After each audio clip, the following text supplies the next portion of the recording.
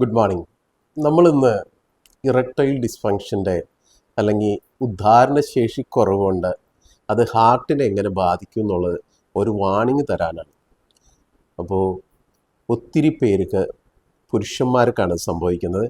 ഒരു middle age ആകുമ്പോൾ തുടങ്ങി ഉദ്ധാരണശേഷി കുറവ് തുടങ്ങും.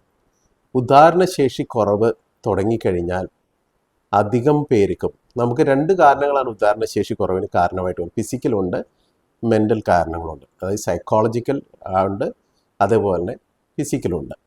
അപ്പോൾ ഫിസിക്കൽ കാരണങ്ങൾ മെയിനായിട്ടൊരു ഘടകം ശരീരത്തിലേക്കുള്ള രക്ത ഓട്ടത്തിൻ്റെ കുറവാണ്.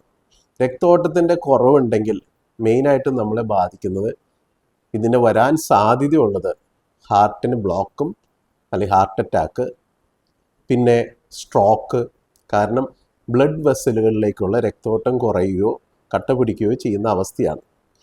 സാധാരണയായിട്ട് ഉദ്ധാരണശേഷി കുറവ് തുടങ്ങിയാൽ 3 വർഷത്തിനുള്ളിൽ അല്ലെങ്കിൽ 3 to 5 ഇയേഴ്സിനുള്ളിൽ ഒരു ഹാർട്ട് ബ്ലോക്ക് വരാൻ സാധ്യത ഏകദേശം 80%. അപ്പോൾ നിങ്ങൾക്ക് ആരൊക്കെങ്കിലും ഉദ്ധാരണശേഷി കുറവുണ്ടെങ്കിൽ മടിച്ചു നിൽക്കാതെ, നാണിക്കാതെ എത്രയും വേഗം ഒരു കൺസൾട്ടേഷൻ നടത്തുക. എത്രയും വേഗം അത് പരിഹരിക്കുക. അത് പരിഹരിച്ചു കഴിഞ്ഞിട്ടുണ്ടെങ്കിൽ നിങ്ങളുടെ ഹെൽത്തും ഓക്കെയാവും, മനസ്സും ഓക്കെയാവും. Thank you.